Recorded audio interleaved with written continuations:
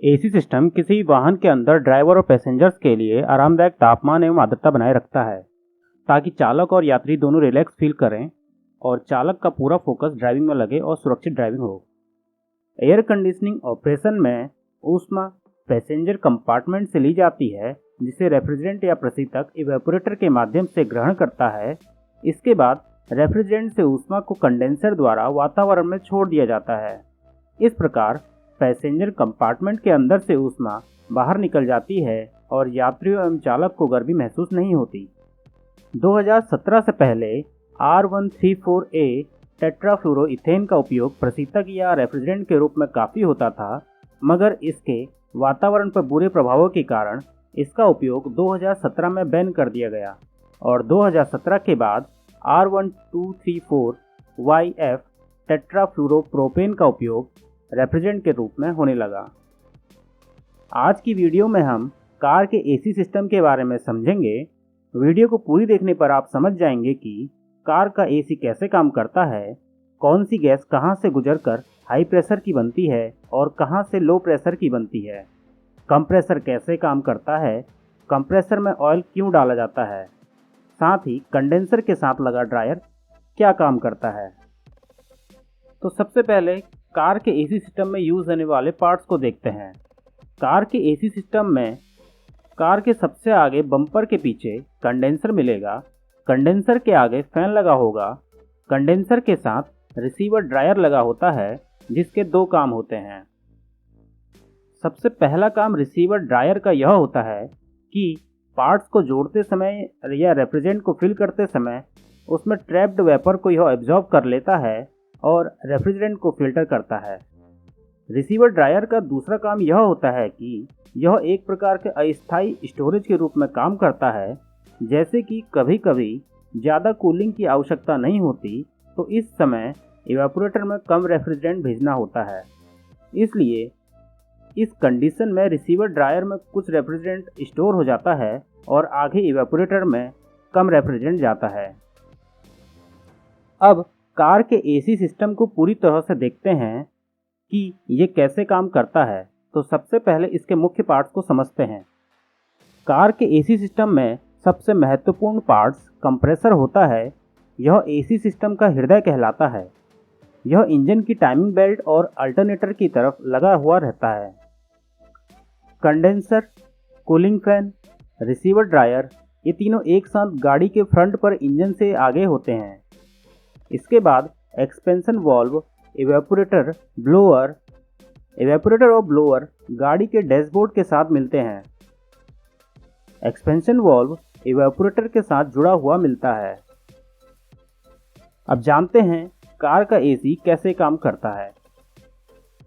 जब कभी भी एसी को ऑन किया जाता है तो इलेक्ट्रिकल सिग्नल कंप्रेसर को जाता है। कंप्रेसर टाइमिंग बेल्ट से जुड़ा होता है। इसके ऊपर एक क्लच होता है। एसी को ऑन करने पर यहाँ एक मैग्नेटिक फील्ड बनता है। इस तरह कंप्रेसर वर्क करना शुरू करता है। कंप्रेसर का एसी सिस्टम में वही काम है जो काम मानव शरीर में हृदय करता है। कंप्रेसर रेफ्रिजरेंट गैस को कंडेंसर और इवेपोरेटर के बीच पंप करता है। कंप्रेसर में पिस्टन के फ्रिक्शन को कम करने के लिए लुब्रिकेटिंग ऑयल का उपयोग होता है। इसके अलावा कंप्रेसर की हीट तथा यह रबर सील्स को लीक होने से भी रोकता है। कंप्रेसर रेफ्रिजरेंट गैस को आगे कंडेंसर में भेजता है। यहाँ इसका तापमान 100 डिग्री सेंटीग्रेड और दाब 18 बार होता है। कंडेंसर में लगे कूलिंग फैन से रेफ्रिजरेंट ठंडा हो जाता है जिससे इसका तापमान 45 डिग्री सेंटीग्रेड तथा दाब 17 बार हो जाता है। इसके आगे एक्सपेंशन वाल्व से रेफ्रिजरेंट गुजरता है जिससे रेफ्रिजरेंट का तापमान 45 डिग्री से 10 डिग्री चला जाता है। अब यह होता कैसे है? जब हाई टेम्परेचर हाई प्रेशर की लिक्विड किसी छोटे छिद्र या ओरिफिस से गुजरती है तो इसके आयतन में तेज़ी से वृद्धि होती है जिससे गैस फैलती है। इस तरह रेफ्रिजरेंट के तापमान और दाब में एकाएक कमी आती है।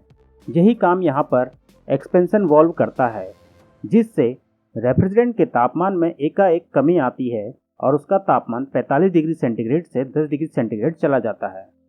एक्सपेंशन वाल्व के बाद रेफ्रिजरेंट इवेपोरेटर में जाता है, जो कि डैशबोर्ड के अंदर लगा होता है। इवेपोरेटर के आगे ब्लोअर फैन लगा होता है, जहां से हवा इवेपोरेटर से गुजरती है और ठंडी हो जाती है। इस प्रकार कार का कंपार्टमेंट ठंडा हो जाता है। रेफ्रिजरेंट इवेपोरेटर से होकर वापस एक्सपेंशन वाल्व से होकर कंप्रेसर में जाता है और ये साइकिल यूं ही बार बार चलती रहती है। इस पूरी प्रक्रिया में सबसे मुख्य पार्ट प्रेशर सेंसर होता है, जो कि एक सेफ्टी डिवाइस है। यह प्रशीतक या रेफ्रिजरेंट के दाब को सेंस करता है। ये कंडेंसर और एक्सपेंशन वाल्व के बीच लगा होता है। इस तरह गर्मियों में एसी ऑन करने पर कार का एसी सिस्टम काम करता है। अब बात करते हैं सर्दियों या ठंड में जब कार के अंदर का तापमान बढ़ाने की ज़रूरत होती है तो एसी सिस्टम कैसे काम करता है। इसके लिए हमें पहले कार के कूलिंग सिस्टम की वर्किंग को समझने की ज़रूरत है, जिसकी वीडियो का लिंक आपको ऊपर आई बटन में मिल जाएगा। क्योंकि कूलिंग सिस्टम का काम इंजन के तापमान को एक निश्चित तापमान रेंज में बनाए रखने का होता है, जिसके लिए इंजन में कूलेंट फ्लो होता है। हीटिंग के लिए कार में इवेपोरेटर के साथ एक हीटर कोर लगी रहती है, जिसमें से कूलेंट फ्लो करता है। अब क्योंकि कार में एसी हीटर ऑन करने की ज़रूरत तब होती है जब सराउंडिंग का तापमान ह्यूमन कंफर्ट रेंज से कम हो। इस कंडीशन में कूलेंट थर्मोस्टेट के बंद होने से रेडिएटर में नहीं जाता, इसके बजाय यह हीटर ऑन होने पर हीटर कोर में सर्कुलेट करता है, जहां से ब्लोअर हवा कार केबिन में फेंकता है और गर्म हवा कार केबिन में जाती है और कंपार्टमेंट गर्म हो जाता है।